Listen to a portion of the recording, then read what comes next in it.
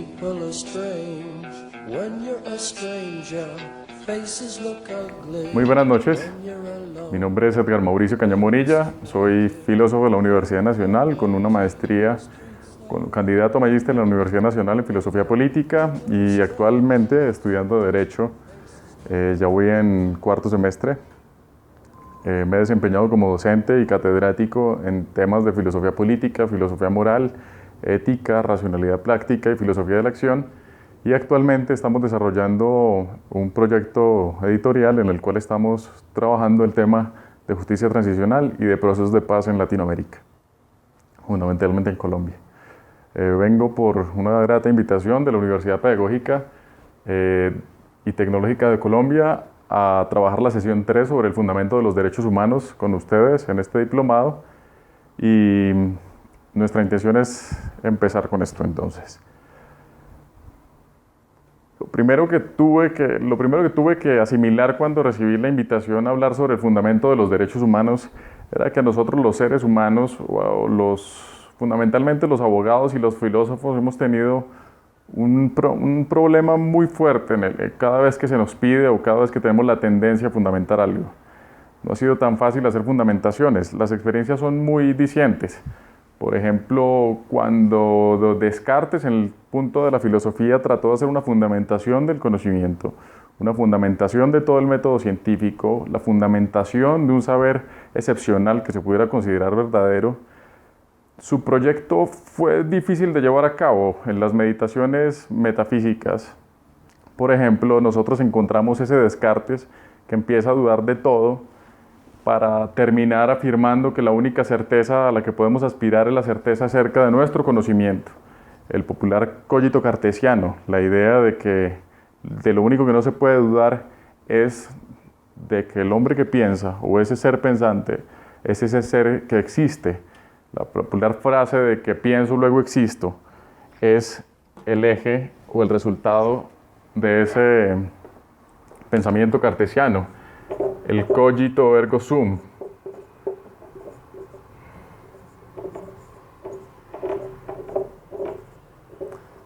Lastimosamente, Descartes, al hacer esta fundamentación, se da cuenta que después reconstruir el mundo le queda muy difícil. Reconstruir el mundo después del cogito cartesiano tuvo que recurrir a una instancia o pedirle ayuda a una instancia que muchos hubieran considerado que no era muy racional del todo. Es la instancia Dios, ¿no? Descartes se da cuenta que para reconstruir el mundo que había puesto en duda, tiene que recurrir un poco a la mano divina o a la bondad divina para darse cuenta que Dios, que es tan bueno y tan justo y tan perfecto, no lo podía engañar. Esa fundamentación o esa idea de fundamentación del conocimiento lleva a Descartes entonces a una aventura muy difícil que lo hace recurrir a una instancia muy difícil también de justificar, que es la instancia divina. En esa tónica ya vimos un ejercicio en el cual todo un ejercicio de fundamentación puede irse al traste por el modo al que llegamos.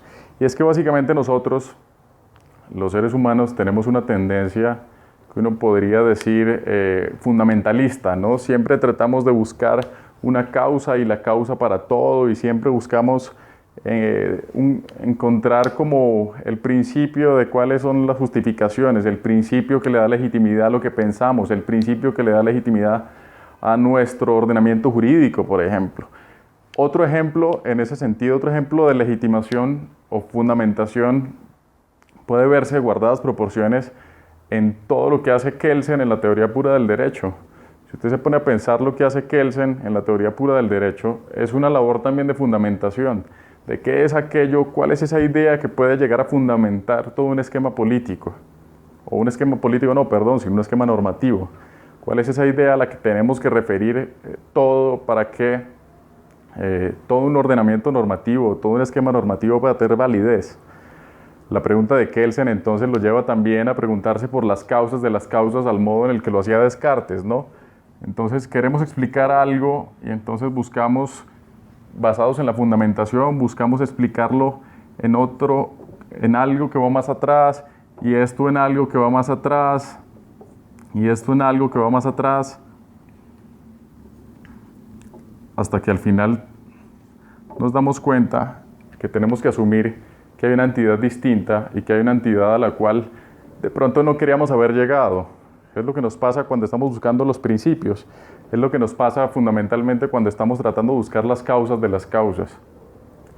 Kelsen, volviendo un poco al tema, Kelsen tuvo que llevar en ese esquema, y ustedes, como la mayoría de ustedes pueden ser abogados o pueden ser conocedores del derecho, Kelsen en su búsqueda de justificación o de fundamentación de legitimidad del sistema normativo llega más o menos similar a este cogito cartesiano, a esa instancia fundamental o a ese elemento central. Kelsen llega entonces para esto a lo que él llamaría la norma hipotética fundamental. Ese es el fin del fundamento kelseniano. Kelsen se da cuenta que esta labor de peticiones de principio lo lleva a un momento en el cual tiene que haber algo, o tiene que existir algo de lo cual ellos tengan que partir y de lo cual ellos tengan que volver a hacer la estructuración de ese mundo del conocimiento en el término cartesiano, de ese mundo de la normatividad o de la teoría del derecho en el término de la norma hipotética fundamental kelseniana. El problema entonces de la fundamentación es ese. El problema de la fundamentación es que siempre nos lleva a algo más atrás y algo más atrás que tiene que estar sustentado en otro. Y eso particularmente siempre nos embolata un poco el problema, siempre nos trata de hacer más difícil el modo de entender cuál es el verdadero origen, si es que esto tiene un origen, o cuál es la verdadera fundamentación de algo, si es que en verdad debemos buscar la fundamentación de algo, o si es que su validez o su legitimidad radica fundamentalmente en su origen o en su fundamento. Volviendo al principio, cuando me hablan entonces de hacer un fundamento de los derechos humanos, acá lo que se está planteando es un debate, no se está planteando una solución, no es una respuesta única la que puede tener el tema de hablar de los fundamentos de los derechos humanos. Muchos podrían considerar que el fundamento de los derechos humanos, o confundir también que el fundamento de los derechos humanos está dado por el carácter vinculante que puede tener en temas de derecho, y entonces estarían confundiendo lo que se llama una fundamentación filosófica con una fundamentación político-constitucional de los derechos humanos. Para muchos podrían estar tentados a confundir la historia de los derechos humanos, del fundamento de los derechos humanos, con la historia o el relato sobre el origen de los derechos humanos y sus transformaciones a través de la historia. Sin embargo, pues obviamente acá el ejercicio que vamos a tratar de hacer y el primer segmento por el que vamos a desarrollar es precisamente cuál es la idea de una fundamentación filosófica de los derechos humanos y cuáles son las críticas a una fundamentación filosófica de los derechos humanos y si en efecto tendría validez o tendría legitimidad hablar de una fundamentación filosófica de los derechos humanos y cuál sería el grado de utilidad, cuál sería el grado de validez, cuál sería el valor que tendría precisamente una fundamentación de este tipo. Eso lo veremos en la sección 2. Sin embargo, en el concepto de fundamentación ya tenemos un pionero, ¿no? Ya teníamos una persona que había tratado de hacer una labor de fundamentación hace ya más de 2000 años y que nos había enseñado una cosita que es muy importante. Primero, que nosotros los hombres, como tenemos una curiosidad innata y como tenemos una persistencia por el conocimiento de las cosas y por el conocimiento fundamentalmente de las causas, tenemos un problema, es que no sabemos muy bien cuándo parar. Cuando vamos hacia atrás en el conocimiento y cuando estamos tratando de buscar las causas que explican un hecho, un fenómeno o un razonamiento, a veces no entendemos o no sabemos cuándo parar y no entendemos cuál es el origen de esto. En esa connotación hemos llegado a inventarnos dioses, a inventarnos normas hipotéticas fundamentales, como decíamos ahorita, y eso en gran medida radica en que no hemos entendido cuál es la categoría fundamental que tienen los principios. Estoy hablando obviamente de Aristóteles y esa labor de pionero la hizo Aristóteles en su metafísica, fundamentalmente en el libro Gama de la Metafísica.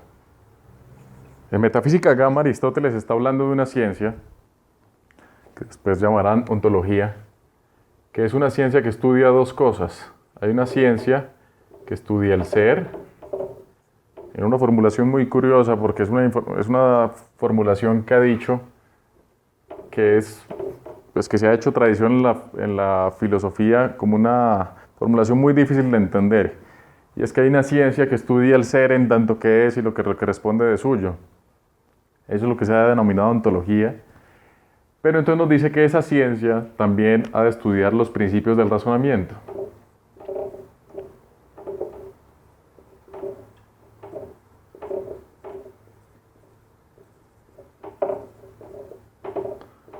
Ustedes ya van a estar familiarizados con esto porque uno de los principales elementos del derecho y constitutivos del derecho es fundamentalmente la lógica. Y estos principios del razonamiento hacen referencia precisamente a los fundamentos de la lógica misma, ¿no? La lógica aristotélica. ¿Cómo Aristóteles nos ayudó en ese momento a identificar cuál es el modo de empezar una investigación acerca de los fundamentos sin incurrir en una petición de principios que nos lleve a postular entidades muy raras? Y él nos dice, hay que parar en un momento, que son precisamente los principios, hay que parar en un momento basándonos en un conocimiento que podamos considerar que es evidente de por sí y que más aún esté a la base de cualquier conocimiento posible. Ese principio, nos dice, es el principio de no contradicción. Es el principio que prohíbe la contradicción. Ustedes lo conocen por sus clases de lógica, y así no lo conozcan por sus clases de lógica, el mismo Aristóteles nos advierte y nos dice, ese principio es por todos conocido, y si bien no todos lo pueden tener en la cabeza, es un principio que usa todo el mundo en todas sus instancias de la vida. Es la consideración de que las cosas son o no son. ¿Sí? ¿Por qué es importante esto y por qué considero que es clave entender cuál es esta labor de fundamentación aristotélica que nos ha permitido hacer la fundamentación hoy en día y en qué se relaciona con los derechos humanos? Lo primero que hay que entender es que por naturaleza el principio es indemostrable. El principio riñe o entra en conflicto, choca con la demostración. Porque la demostración es una petición acerca de las causas que fundamentan algo. Entonces no podemos demostrar un principio porque entonces este ya no sería el principio, sino aquello mediante lo cual ese principio pudo ser demostrado. Y entonces a eso es a lo que hacemos referencia con la petición de principio. ¿Qué pasa con los derechos humanos y por qué los derechos humanos tienen que tener esta misma estructura de fundamentación? Porque particularmente los derechos humanos se basan en un postulado que vendría a ser lo que en este sentido está siendo el principio que prohíbe la contradicción. Y es que los derechos humanos siempre los hemos fundamentado, o siempre la tradición los ha tratado de fundamentar en una cosa que es la dignidad humana. La dignidad humana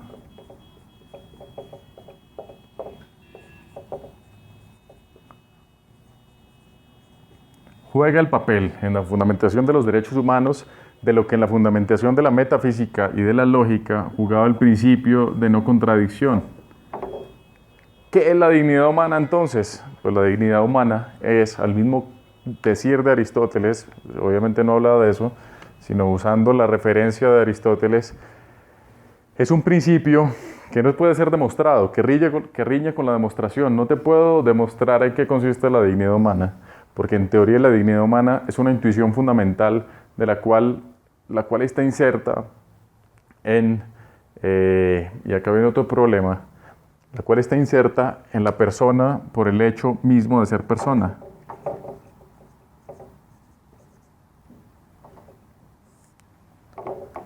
La dignidad humana entonces se vuelve indemostrable y se vuelve la base del fundamento de los derechos humanos, precisamente en el mismo sentido del principio de no contradicción, y es que sería el principio del cual parte toda la estructura de pensamiento, fundamentalmente del pensamiento ético y del pensamiento normativo, y ante la cual nada puede existir. Y tras la cual nada puede existir, no hay nada que fundamente la dignidad humana, sino que la dignidad humana es fundamento de todo. ¿De qué? Pues fundamentalmente, así como Aristóteles está buscando la estructura del ser, la tradición también ha entendido que la dignidad humana es el fundamento de lo que nosotros llamamos el derecho, porque es la búsqueda del concepto de justicia, o la elaboración primaria del concepto de justicia. El parangón entonces trato de plantearlo de esta manera. Así como Aristóteles, en la tradición de la fundamentación de la lógica y de la metafísica, buscó unos principios que fundamentaran toda la estructura del ser y de la lógica, y se dio cuenta que tenía que haber un principio que fuera encauzado, que no necesitara demostración, cuya petición de demostración fuera una petición de principio. Del mismo modo, la tradición del derecho y la tradición de la ética en Occidente ha tratado de fundamentar todo el tema de la estructuración de la justicia y de los derechos humanos en el concepto de dignidad humana. ¿En qué consiste este concepto de dignidad humana? ¿Y cuál es el papel que juega la dignidad humana en esa, ahora sí, fundamentación de los derechos humanos? Eso lo veremos entonces a continuación. La dignidad humana. La dignidad humana es un concepto muy complicado, sobre todo si lo entendemos en el sentido que les decía ahorita, que la tradición lo ha podido entender, y es la dignidad humana como principio de todo el ordenamiento jurídico, de todo el derecho, de toda investigación o de todo estudio sobre el concepto de justicia. La dignidad humana es un problema en un sentido muy específico. Dignidad humana suele referirnos de pronto por tradición o por cuestiones académicas al concepto de naturaleza humana.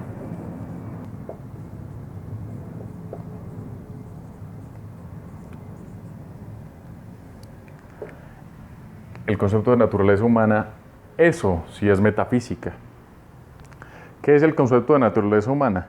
El concepto de naturaleza humana tiene una tradición ha tenido una fundamentación mediante la tradición muy variado, ¿no?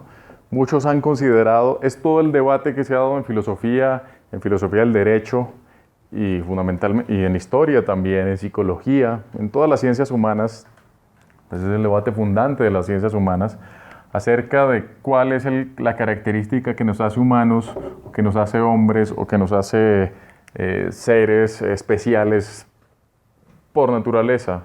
El concepto creacionista, el concepto de la esencia humana, todos estos conceptos han hecho que el concepto de naturaleza humana tenga, en verdad, y sí, una connotación un poco metafísica. Esto sí es un poco esotérico. La consideración desde Aristóteles de que nosotros somos animales políticos, la consideración de que somos después animales racionales, la consideración de que somos los sujetos especiales en la creación, todo el antropocentrismo europeo y el antropocentrismo que ha tenido Occidente basado en el concepto de que la naturaleza humana dotada de razón es algo especial. Eso, si bien tiene mucha literatura y ha corrido mucha agua bajo el puente de este concepto, es fundamentalmente un concepto errado si lo que queremos hacer es un ejercicio sano en el cual hagamos una fundamentación no metafísica de los derechos humanos, que es al fin y al cabo, pues no lo perdamos de vista, pues nuestro objetivo central. En esa tónica, más adelante, en la siguiente sección, vamos a ver cuáles son las críticas fundamentales a ese concepto de naturaleza humana en su versión metafísica. De momento, volvámonos un poco y entendamos qué es lo que hacemos referencia cuando hablamos de la dignidad humana.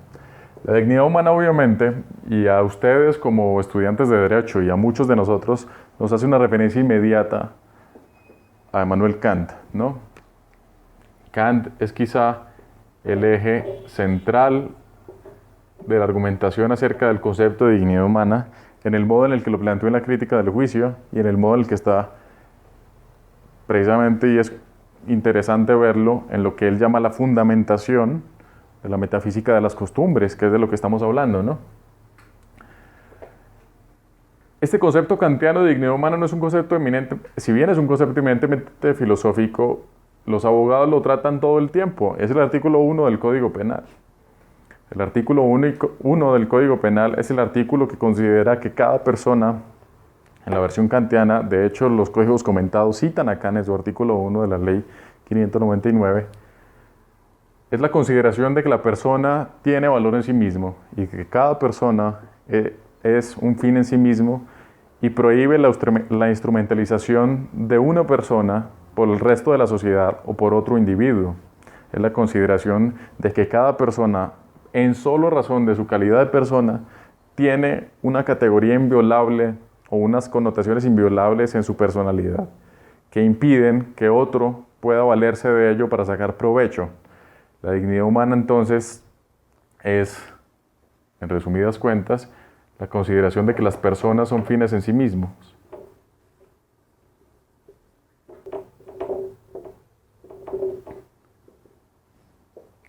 Ese es el fundamento de muchas de las circunstancias que hemos encontrado en el aspecto normativo. Lo que les planteaba ahorita. Kant está a la base del sistema penal. ¿Por qué? Porque uno podría hacer ese enlace. Pues básicamente por una cosa que ustedes o que nosotros, los estudiantes de Derecho, podemos indagar, ¿no?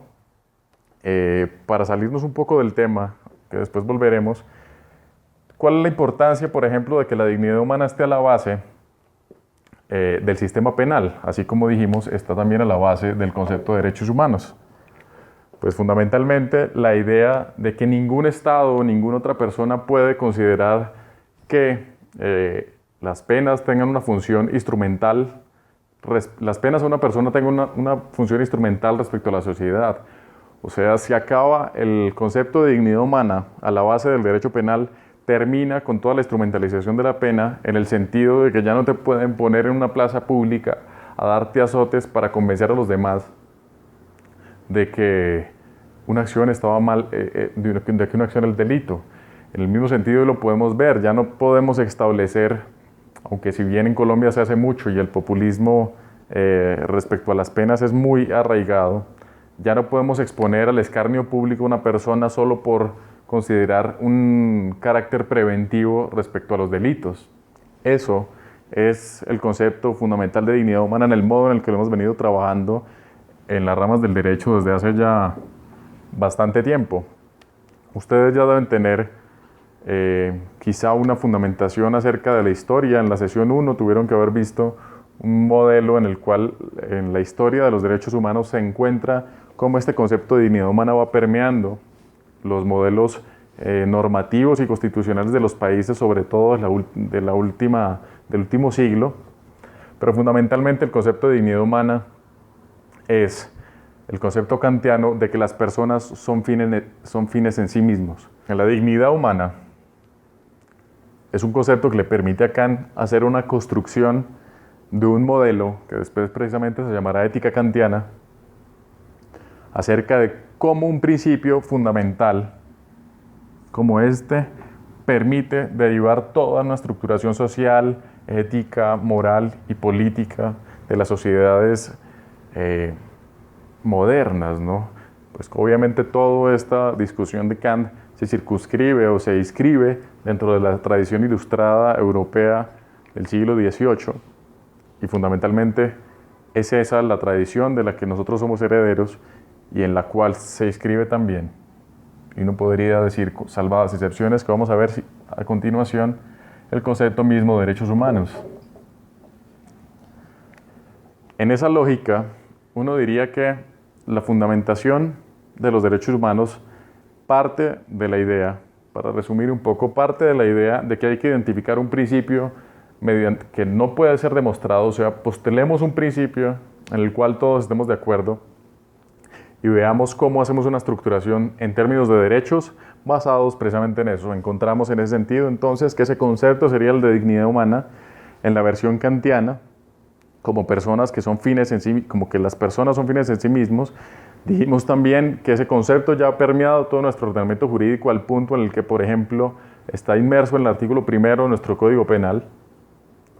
Y vimos que hay que tener cuidado respecto a entender la dignidad humana como una naturaleza humana en una connotación metafísica, porque eso nos puede llevar a problemas, ¿no? Eso nos puede llevar a problemas del tipo de considerar que hay una diferencia, por ejemplo, en el trato que le damos a los seres, al ambiente o a los no humanos o a los que se consideran no humanos, aunque eso lo veremos en la sesión más adelante. Hasta el momento, entonces, ya vimos que la fundamentación de los derechos humanos, si es posible y si es deseable, tiene que estar permeada por el concepto kantiano de dignidad humana, como las personas que son fines en sí mismos. A continuación veremos cuáles entonces serían las críticas a este esquema de naturaleza humana, a esa concepción metafísica de naturaleza humana, y entonces cuáles serían las posibles respuestas o cuáles son las posibles ventajas de esta estructuración, porque no podemos decir que esta estructuración la hicimos para nada. Relacionamos durante muchos años y durante muchos siglos la idea de la dignidad humana con la idea de una naturaleza humana, ¿no? El problema de la naturaleza humana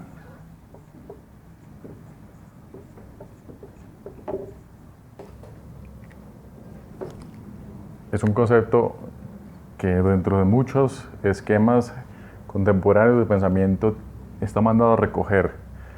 La naturaleza humana fue eso que en algún momento se llamó o estuvo relacionado con lo que se llamó el giro copernicano, ¿no? Y es toda la herencia del humanismo del siglo de las luces, en la cual se consideró que Dios deja de ser el centro del universo y entonces nosotros, los seres humanos, nos volvemos pues acá el que manda.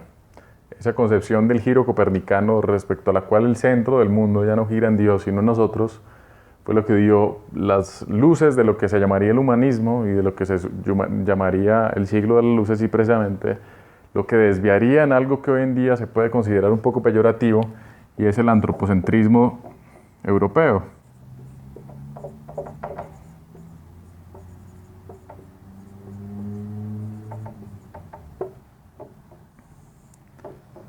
A la base de todas estas consideraciones que ustedes pueden seguir, o que las estoy esbozando acá muy superficialmente, está un concepto fundamental, y es que la esencia, como les decía en la sección anterior, es que la esencia de la naturaleza humana radica en la razón. El proyecto ilustrado, el proyecto que dio como resultado el antropocentrismo europeo, el proyecto en el cual el humanismo se hizo grande, fue el proyecto que consideraba que los seres humanos teníamos una connotación o una naturaleza humana especial que estaba determinada porque somos los únicos seres dotados de razón. Es imposible decir que esa connotación o que ese proyecto humanista haya sido negativo o haya sido errado en principio. Hoy en día es muy cuestionable a la luz de ciertos eventos históricos y de ciertos pensamientos, pero el proyecto fundamental de la modernidad, el proyecto kantiano también, de llevar al hombre a su mayoría de edad mediante el uso de la razón, es un proyecto bien estructurado o bien intencionado. Sin embargo, una cosa que nos hizo perder de vista, o no perder de vista, sino que borró con el codo lo que estábamos haciendo en teoría con la mano. Y es lo que ustedes conocerán o han visto o por obvias referencias históricas, y es como la ruptura que se da en el siglo XX, que es lo que entendemos como la ruptura del siglo XX con las dos guerras mundiales. ¿Qué pasó fundamentalmente? Pues es difícil considerar que todo el proyecto humanista o el proyecto racionalista de la Ilustración se puede ir al traste por un acontecimiento, pero es que la magnitud del acontecimiento, de lo que nosotros llamamos el Holocausto,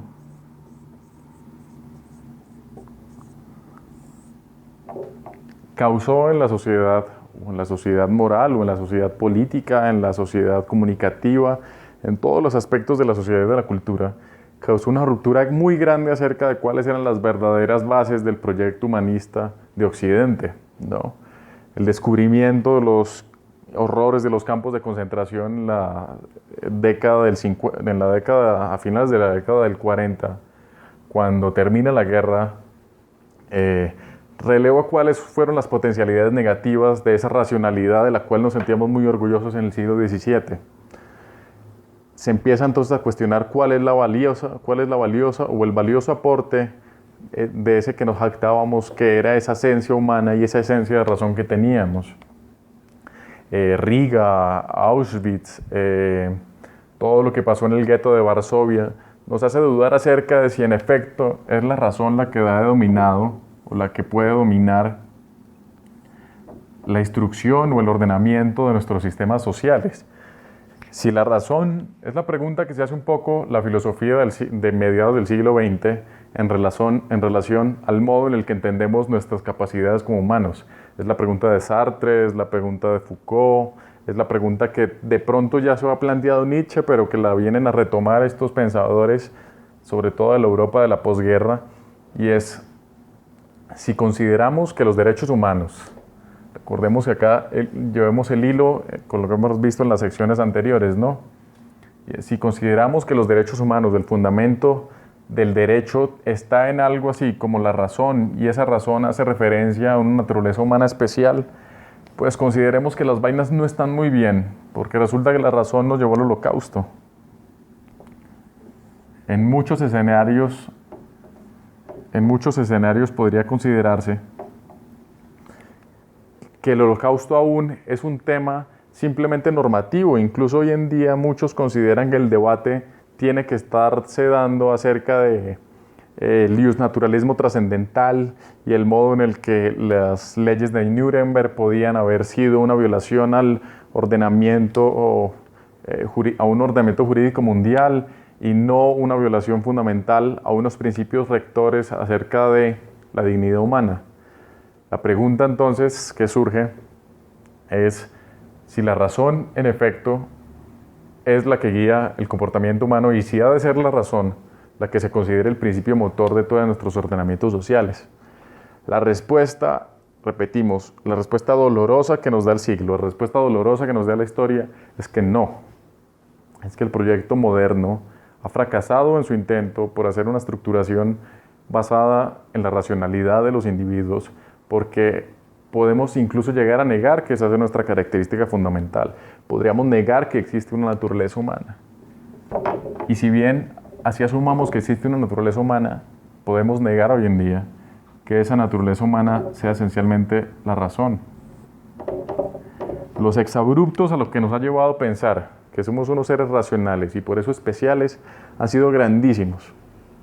Y en el tema de los derechos humanos tienen unas implicaciones muy fuertes. Yo voy a considerar que es importante una particular implicación que esto ha tenido en el caso colombiano, un poco para darle a esta charla una connotación un poco más aterrizada, y la veremos en la siguiente sección, con cómo el paradigma de la razón ha fracasado, por ejemplo, en nuestro entendimiento de los de nuestros conciudadanos, como son el caso indígena, y lo veremos con el caso Uva.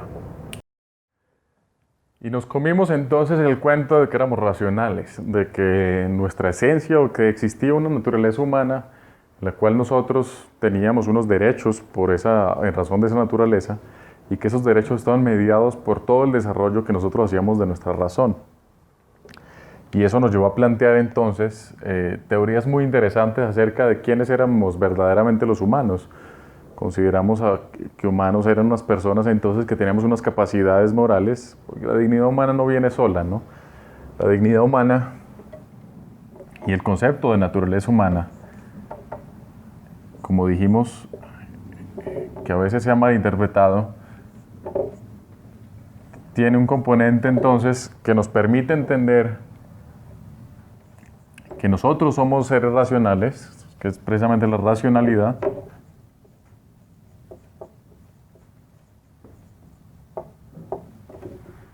pero tiene un componente también que nos permite reconocer que estamos inmersos en un esquema en el cual hay otros seres que tienen las mismas capacidades y otros seres que tienen los mismos derechos. Es el esquema en el cual la ética kantiana nos llevaba al planteamiento del imperativo categórico, ¿no? Ustedes lo conocen. El imperativo categórico es el instrumento mediante el cual nosotros reconocemos que esa dignidad humana está siempre en un contexto intersubjetivo o en un contexto en el cual interactuamos con otros y esos otros tienen el mismo derecho a reconocimiento que el que tenemos nosotros en razón de esa supuesta naturaleza. En ese sentido, entonces, tenemos un aspecto que llamaremos una moralidad también. La moralidad en este contexto, y es una real dificultad en filosofía, y es que la moralidad tiene una connotación muy compleja y depende de muchos factores y de muchos autores también en su formulación, pero fundamentalmente la moralidad no tiene que ver con ese relativismo moral acerca de qué es lo que yo considero, qué es bueno para mí, no, la moralidad tiene que ver precisamente con ese reconocimiento que hago dentro de mi persona de la característica del otro, de ser precisamente otro, pero de ser en calidad de ese otro sujeto también de dignidad humana y de reconocimiento como tal. Somos racionales, pero a la vez somos morales. En esa lógica o dentro de esa perspectiva, entonces nosotros fundamentamos unos derechos humanos, que es lo que ustedes han conocido y lo que ustedes ya han visto en la historia y es el instrumento hacia el cual de pronto o en el cual nosotros estamos englobando todo este discurso. Sin embargo, recordemos que acá estamos hablando de la fundamentación. Como dijimos anteriormente, en la sección anterior, el concepto empieza a tener problemas cuando consideramos que entonces es la razón nuestra esencia. Y consideramos que entonces nosotros, por estas connotaciones, también tenemos la capacidad de exigirle a los demás que operen con la misma lógica. Surge entonces, por ejemplo, en el siglo XX, la teoría de la acción comunicativa habermasiana, que es un tema que ustedes conocerán muy bien.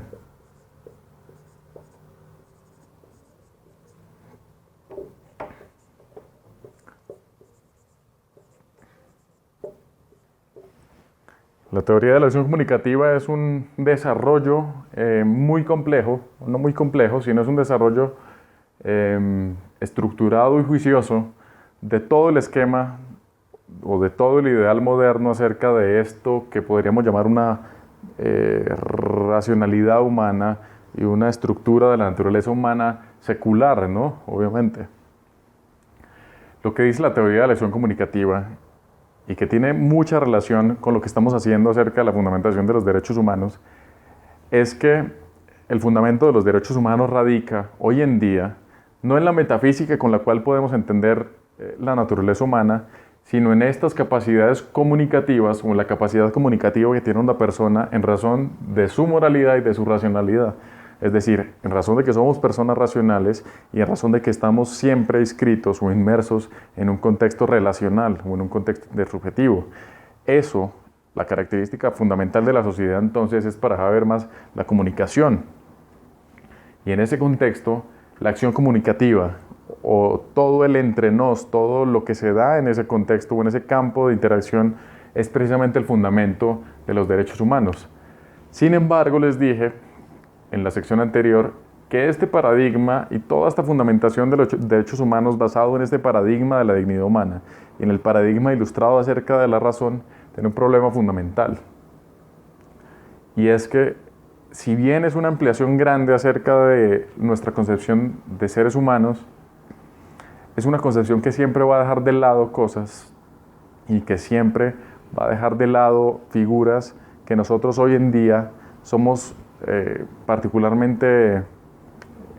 reconocemos como particularmente vulnerables en temas de derechos humanos.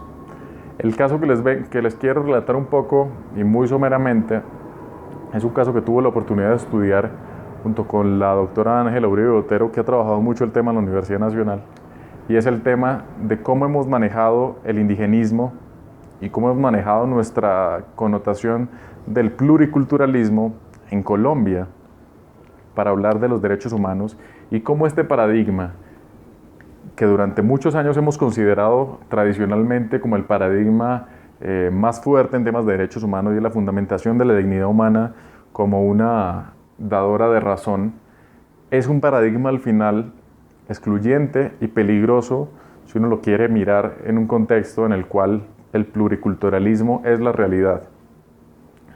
Resulta que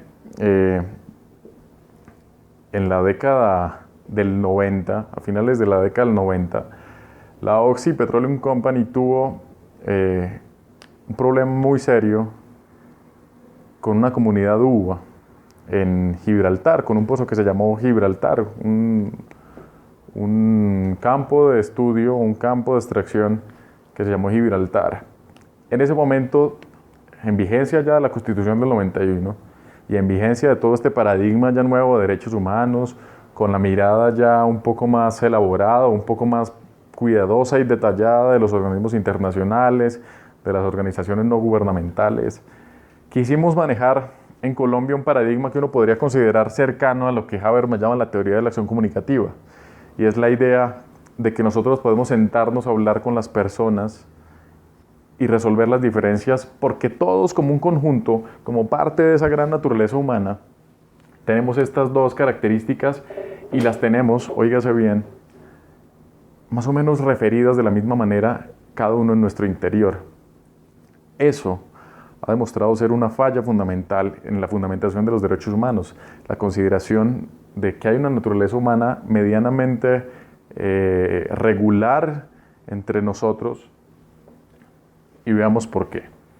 En ese momento aparece entonces uno de los líderes indígenas, que es Berito Covaría. Ustedes de pronto pueden investigar sobre el tema, y Berito Covaría entonces plantea que la acción comunicativa, que hay un problema en la acción comunicativa o hay un problema en el modo en el que nosotros entendemos los derechos y ellos entienden los derechos. Berito Covaría entonces plantea que hay una imposibilidad de facto y de jure, una imposibilidad de hecho y de derecho para nosotros poder sentarnos a dialogar con ellos en términos de lo que nosotros pretendemos. Y es básicamente, esto se basa fundamentalmente en que su cosmovisión no entiende el mismo concepto de dignidad humana que nosotros podemos entender. El concepto ese de naturaleza humana dotado de razón se considera insuficiente. No son sus palabras, es precisamente el estudio filosófico. La consideración de que somos seres esencialmente racionales, que actuamos con una moralidad con una racionalidad instrumental a la base de una moralidad pública, es un esquema, un paradigma totalmente insuficiente si lo que queremos es hacer frente, por ejemplo, a la cosmovisión que pueden tener los indígenas uva en la región de Gibraltar. ¿Cómo es eso? Pues es muy interesante. Básicamente, llegamos a Gibraltar en una comprensión de que el bien común, en una comprensión muy constitucional, ¿no? Y que hoy en día sería muy difícil de explicar cuál es el origen, porque es una consideración que ya ha tenido mucha carrera, y es la primacía del bien común sobre el bien individual. Se considera entonces que el bien común es la nación y que el interés particular es precisamente el interés del caso uva. Ese argumento, que consideraremos hoy casi difícil de cuestionar en muchos aspectos de nuestra vida o de nuestra vida pública,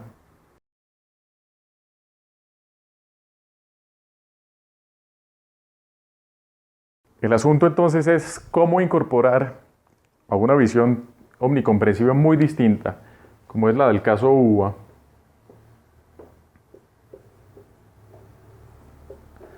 a ese paradigma occidentalizado que nosotros tenemos, que es el paradigma en el cual consideramos que la racionalidad y la moralidad está a la base de nuestra teoría acerca de los derechos. O sea, cómo decir que todos estos derechos humanos, que toda esta connotación y todo este discurso acerca de la universalidad de los derechos humanos tiene en efecto una connotación comprensiva para todos, si es que nosotros podemos darnos cuenta que hay gente que no entiende, gente que no es que no entienda, sino hay gente que no comprende que a la base de su dignidad humana, está la misma racionalidad y la misma moralidad que consideramos que en Occidente nos ha dado fuerza como civilización. El caso uva es muy simpático y es muy sintomático acerca de esas dificultades. Hoy en día podríamos hablar del tema sirio, del tema musulmán, del tema árabe, del tema del Estado Islámico. Sin embargo, nosotros tenemos algo acá muy cerquita, acá en Santander.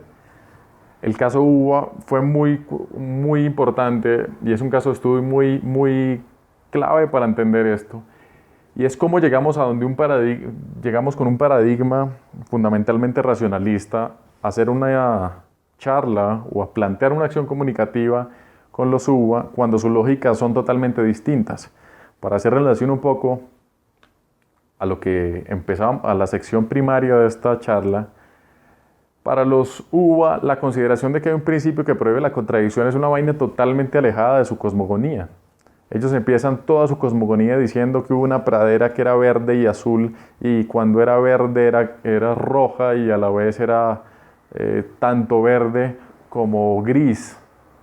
La connotación que nosotros tenemos acerca de la lógica y todo lo occidentalizado que tenemos acerca de toda nuestra estructura mental nos ha impedido precisamente poder incluir a los otros, a ciertos otros, como el caso de los UBA, o el caso de muchas comunidades que, como dijimos, son precisamente las más vulnerables en términos de derechos humanos hoy en día. No lo hemos podido incluir en acciones comunicativas del modo en el que hemos pensando. Nuestro esquema, entonces, acerca de la fundamentación de los derechos humanos, como lo hemos venido planteando en la tradición, se ha quedado corto.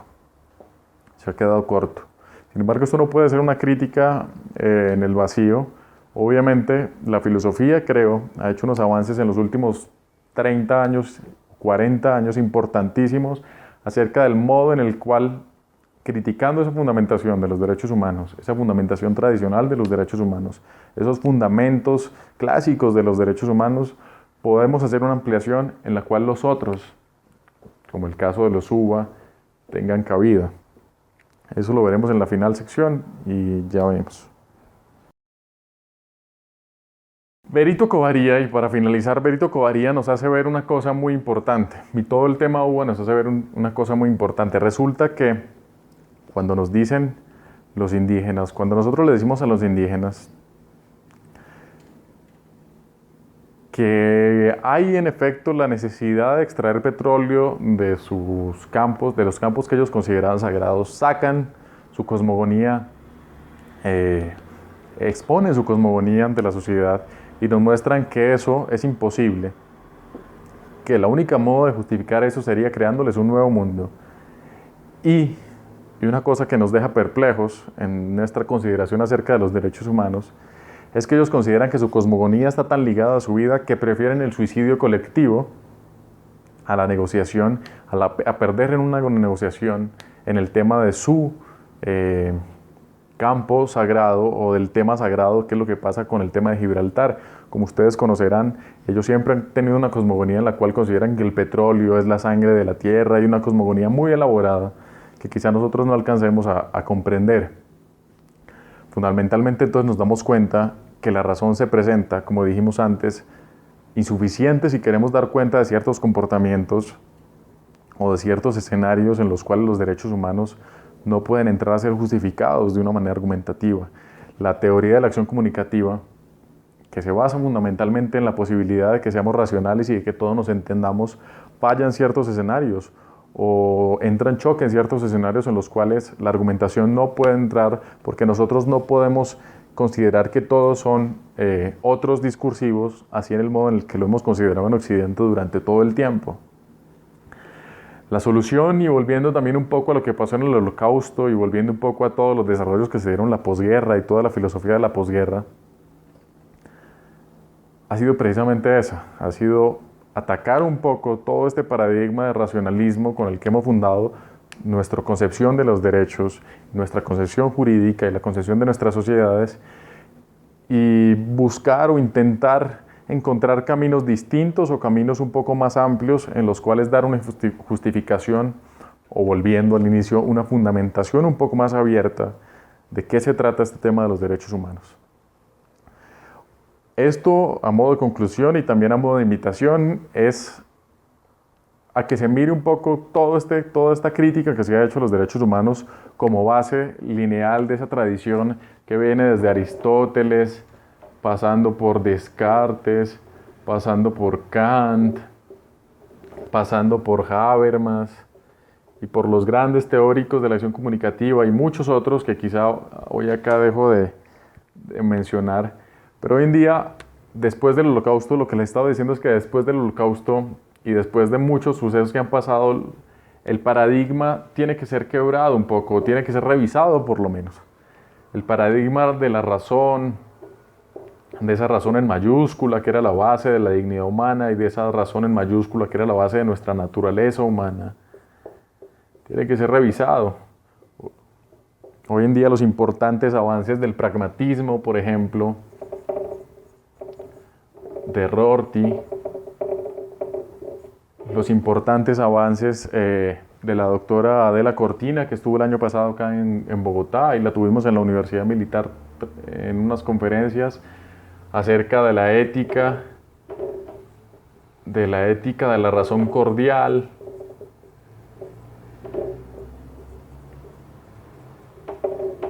El doctor John Elster, que lo hemos tenido acá también durante muchos eventos, el doctor Elster hablando de la educación en los sentimientos, del sentimiento moral.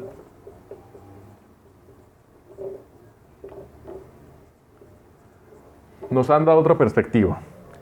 Es que fundamentalmente, si bien todo intento, como nos decía también Kelsen en una oportunidad, todo intento por hacer una fundamentación de la naturaleza humana está prácticamente condenado al fracaso, porque nosotros somos en gran medida sujetos históricos que están condicionados por sus circunstancias. Es un poco la permeación que hizo el concepto marxista acerca del devenir. Hace muy difícil que volvamos a hacer una estructuración metafísica de la naturaleza humana y considerar que ahí está la fundamentación de los derechos humanos. Hoy en día es imposible hacer una fundamentación de los derechos humanos que no tenga en cuenta, por ejemplo, las emociones, que no tenga en cuenta toda la atribución que nuestra persona y todas las atribuciones que nuestra persona tiene el carácter emocional para determinar nuestras acciones y motivarnos a actuar. No podemos tampoco darnos cuenta de la fuerza que puede tener la ética del cuidado, que es un concepto también de la doctora Cortina y del doctor Jesús Conil.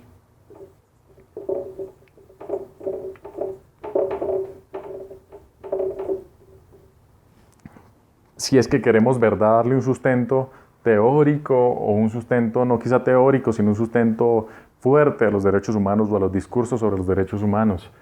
Hoy en día no podemos entonces dejar de lado tampoco al doctor Elster y su connotación de los sentimientos morales o de las emociones morales, para poner de frente cómo de pronto lo que nos une no es la razón en el sentido del proyecto ilustrado, sino lo que nos une como seres humanos es un poco el modo en el que respondemos, por ejemplo, a las atrocidades. La idea de muchos teóricos, incluido el doctor Rodolfo Arango, que hoy en día de pronto ustedes también lo conocen en temas del derecho, él fue juez de la Corte Constitucional, es acerca de hacer una reestructuración y una revaloración precisamente de los derechos humanos a la luz de paradigmas distintos y paradigmas completamente novedosos, como el tema de las emociones morales. O sea, de pronto no estemos pensando lo mismo, de pronto falló el paradigma de la razón, porque es mucho más difícil considerar que tenemos una misma estructura mental argumentativa, pero es mucho más fácil de pronto pensar que nosotros tenemos una misma reacción ante el dolor, tenemos una misma reacción ante el trato injusto, ante la tortura, ante la lesa humanidad. De pronto es posible encontrar una naturaleza humana, no ya en el sentido metafísico, sino un cierto consenso, un consenso un poco más originario, basado en otras connotaciones, ¿no? En unas connotaciones un poco más emocionales, en un poco más pragmáticas también. Es inevitable de pronto pensar que los fundamentos estén precisamente en el consenso. Nosotros en Colombia ha hecho mucha carrera la idea de los acuerdos sobre lo fundamental. Es una idea interesante porque precisamente se parte de que no hay algo fundamental de lo que surjan las cosas, sino hay unos acuerdos y hay unos consensos de lo que surge lo fundamental. Los fundamentos de los derechos humanos pueden entonces estar en una visión pragmática, siendo el fruto de los acuerdos y no el origen de las cosas, sino siendo el resultado. En una ética, como la que decíamos, en una ética del cuidado, donde hoy en día tenemos que darnos cuenta que los derechos humanos o toda la fundamentación de los derechos humanos tiene que dar cuenta del animalismo, del valor de los animales, de los avances del feminismo, de los avances del ecologismo. Nos permitirán darnos cuenta que la razón sigue mostrándose insuficiente con el tiempo. La razón o el paradigma racionalizante de la modernidad hoy en día tiene que ser reevaluado cada vez que ustedes, los especialistas y toda la gente que trabaja en derechos humanos se ponga al frente de esto. En consideración de todo, y creo que esta es la conclusión a la que quiero llegar, es que fundamentalmente hablar de una fundamentación de los derechos humanos es un problema. Es un problema que no necesita tener una solución. Es un problema de esos en los que, como se dice en filosofía y sobre todo en hermenéutica, es uno de los problemas a los que es mejor saber entrar que saber salir. O sea, no necesariamente entramos a estos problemas buscando una respuesta. El modo de entrar a los problemas es un gran modo de hacernos nuevas preguntas. ¿Qué tal revisar la propuesta pragmática de Richard Rorty? ¿Qué tal que no tengamos que preguntarnos por cuáles eran esos fundamentos de los derechos humanos, sino cuál es el modo de aplicación y cómo podemos hacer más grande o más vinculante en las constituciones o en las sociedades la aplicación de unos mínimos de justicia y de unos mínimos de derecho que afecten a todos los seres humanos? La invitación entonces a ustedes en esta tercera sesión y tan iniciando el seminario y el diplomado es precisamente a que se haga una duda o que se haga una crítica de todas estas teorías fundacionalistas acerca de los derechos humanos y de que hagan una evaluación cada vez más personal y cada vez más fundamentada acerca de lo que ustedes considerarían que es en efecto lo que nos hace sentir un vínculo con los otros seres, sentir un vínculo con el otro y sentir una genuina participación en una comunidad social y en una comunidad moral universal, que es fundamentalmente lo que rescatamos del proyecto moderno y del proyecto kantiano. En ese sentido es una invitación, es un agradecimiento y buenas noches.